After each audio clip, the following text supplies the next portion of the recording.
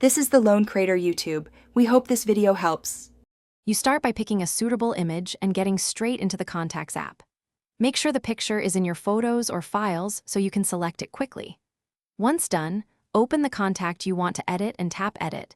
If the app asks for photo access, grant it now so you won't be blocked. You're initiating the change immediately, not fiddling with settings.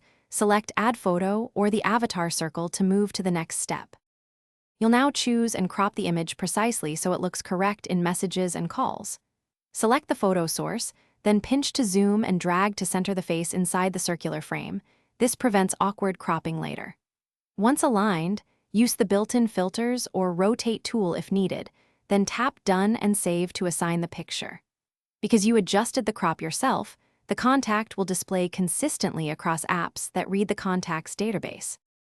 You finish by syncing and verifying that the picture appears where you expect it. If the contact is tied to iCloud or Google, make sure Account Sync is on and force a manual sync so the image propagates to other devices. Then open Phone or Messages to verify the photo is showing.